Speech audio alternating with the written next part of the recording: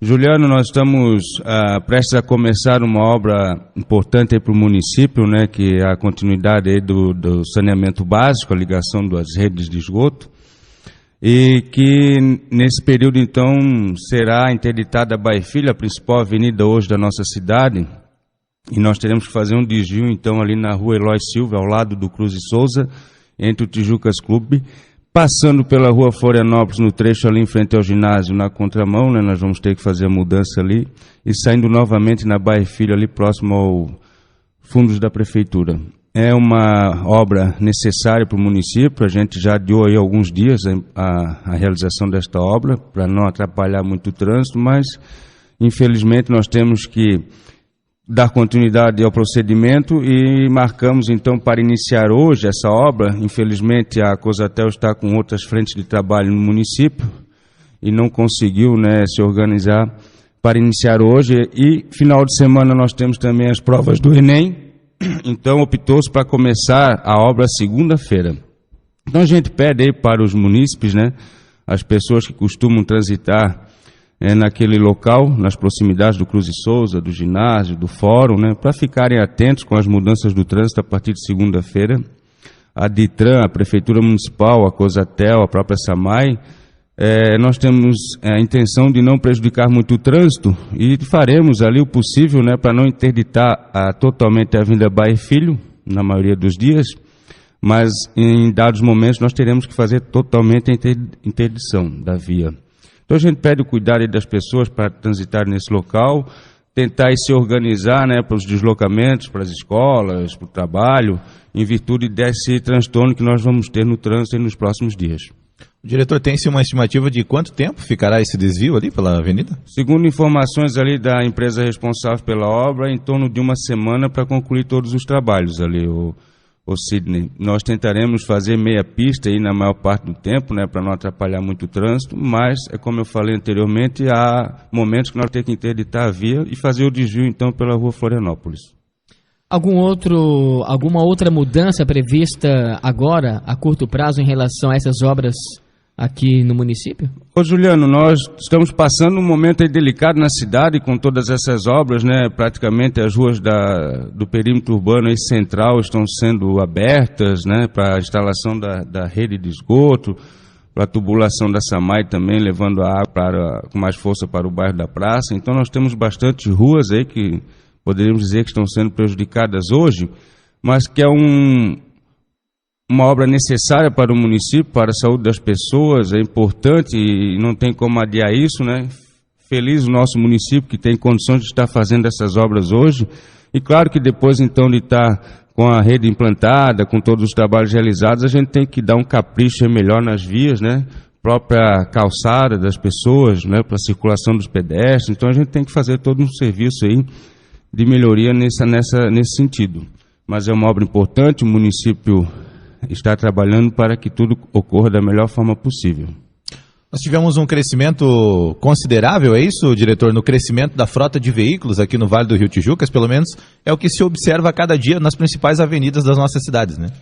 Eu acho que não é só o município de Tijucas que teve esse crescimento, isso é um fenômeno nacional, né? Já de uns 4 anos para cá a frota tem aumentado significativamente, com isso também o número de acidentes. Nós hoje em Tijucas contamos com uma frota de 25 mil veículos e 137. Então, nós temos aí aproximadamente 34 mil habitantes e nós já temos hoje 25 mil veículos cadastrados. Somados, né, a Canelinha, São João Batista, Nova Atento e Major Gessino, nós atingimos aí um número de 62 mil veículos aqui no nosso vale. E Tijucas tem essa característica, a gente sempre coloca, que serve como corredor, né, que para acessar a BR-101 e SC-410, os veículos que transitam aqui de Canelinha, São João, Nova Trento. Então nós acabamos absorvendo todo esse trânsito e com certeza temos mais problemas aí para resolver. Temos grandes obstáculos, estamos atentos, é um trabalho árduo, né, para realizar essas mudanças que nós precisamos aí no município, para implantar, né, condições que deem mais segurança para as pessoas, para o pedestre, para o próprio ciclista, para as pessoas que transitam na cidade. Estamos trabalhando juntamente com o Conselho Municipal de Desenvolvimento Rural e Urbano, a questão da mobilidade urbana, o plano diretor. Isso é um trabalho que nós vamos conquistar aí algumas coisas a médio e a longo prazo, né? A curto prazo nós temos que trabalhar as questões hoje que são os principais gargalos aí da nossa cidade, a questão ali do acesso à ponte do município, elevado, ao próprio trevo do Dinho ali, que a gente precisa dar uma melhorada. Então, algumas situações que a gente precisa intervir aí o quanto antes.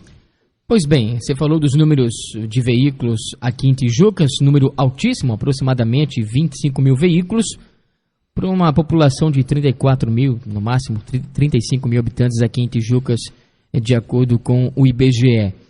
O que fazer para essa frota não aumentar ainda mais? Porque a tendência natural é que ela aumente, né?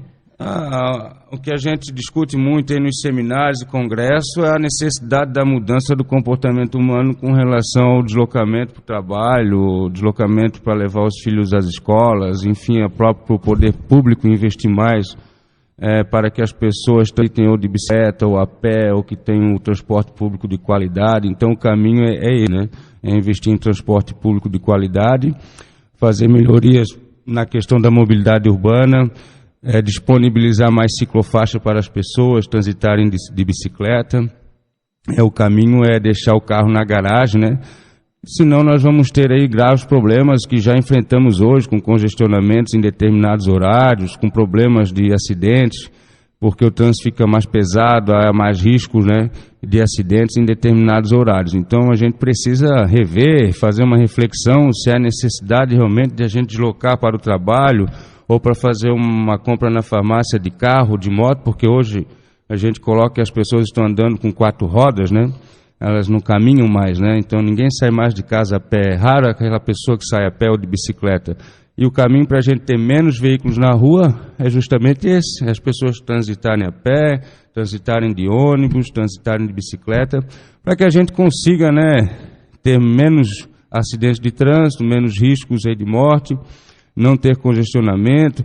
Eu acredito que a nossa cidade ainda tem possibilidade de fazer um trabalho bem interessante nessa questão, disponibilizar ciclofaixas, disponibilizar um transporte público com mais qualidade.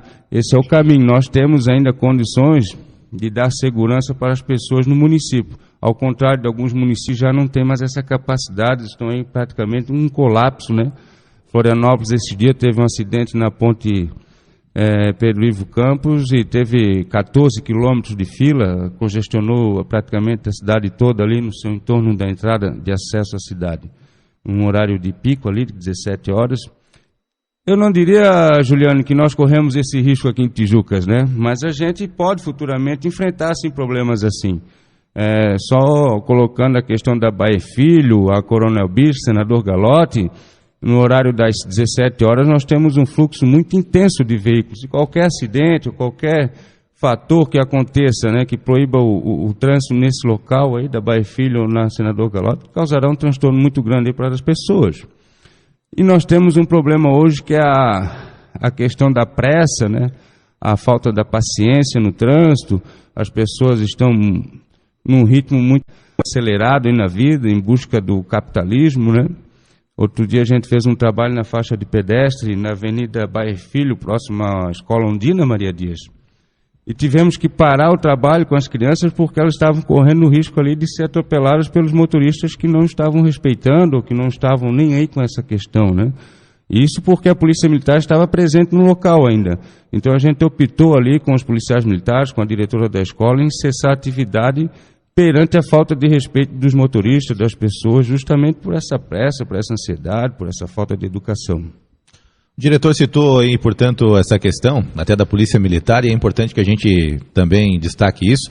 Qual é a concepção da DITRAM mediante essas blitzes que estão acontecendo? E a Polícia Militar vem relatando que a cada operação realizada não há uma sequer em que não sejam confeccionados autos de infração, sejam retidas carteiras nacionais de habilitação e que não seja aí pelo menos mais de um veículo encaminhado ao pátio municipal. Eu sou totalmente favorável, apoio totalmente a iniciativa, sou uma das pessoas que cobra essa questão, converso semanalmente com o capitão Sebastião, tentamos dar suporte para os policiais militares, ou conseguimos aí disponibilizar o serviço de guarda e remoção e depósito de veículos, o pátio. As blitzes da Polícia Militar, elas são importantes não somente para a questão do trânsito, mas principalmente para a segurança pública, porque nós não sabemos quem transita em nossa cidade.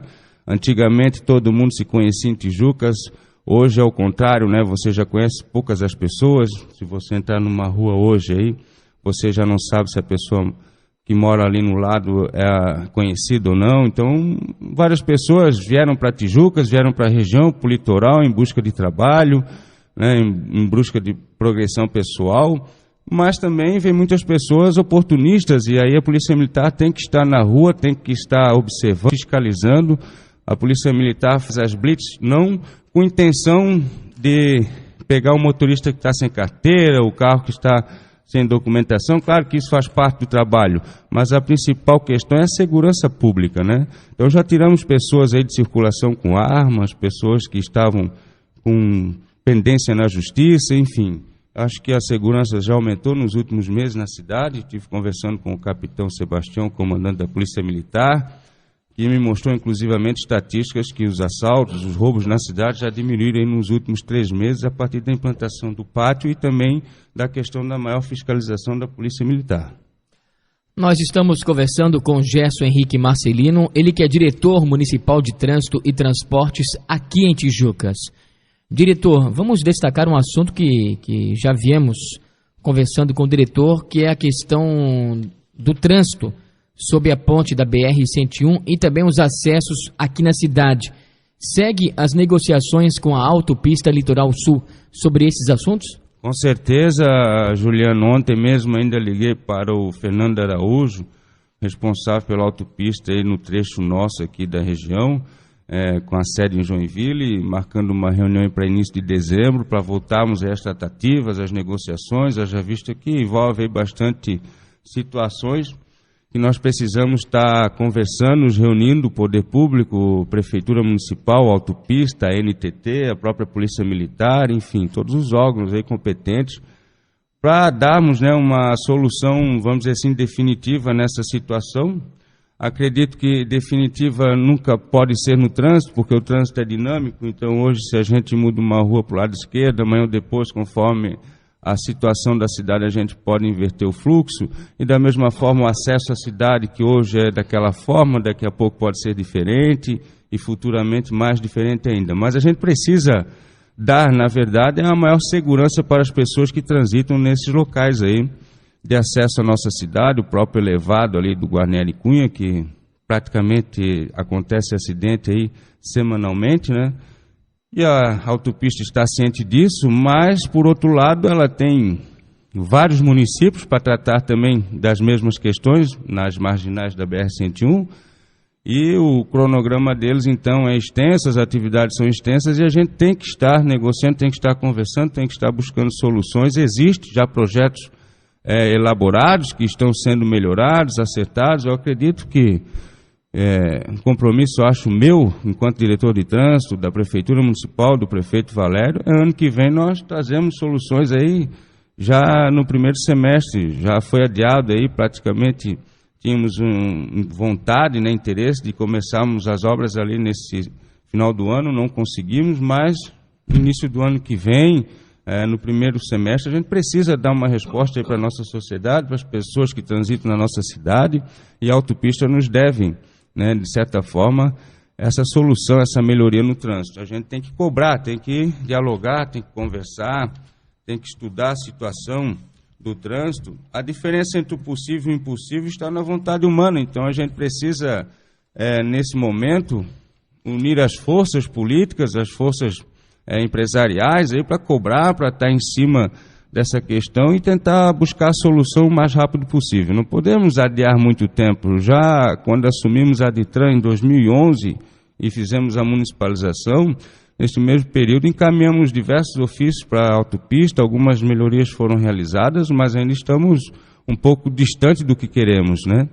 E vamos tentar, então, ano que vem, assumo esse compromisso aí com o prefeito Valério, de estarmos fazendo as melhorias necessárias ali naquela localidade. Uma outra questão, diretor, a gente acabou finalizando a Semana Nacional do Trânsito aqui no município, várias ações foram desenvolvidas, né, junto às crianças, junto à comunidade, e eu gostaria que o senhor fizesse um balanço de como foi, ou qual foi o resultado de todas essas ações realizadas durante a semana. Sidney, assim, a gente tem uma cultura, né, que precisamos ainda avançar muito nesse sentido da Semana do Trânsito. As atividades, elas não devem acontecer somente na Semana do Trânsito. A gente precisa intensificar as atividades junto às escolas, talvez trabalhos mensais, né, nesse tipo de abordagem. A gente precisa efetivamente melhorar a questão da segurança, a cultura da segurança no trânsito. O caminho é através da educação.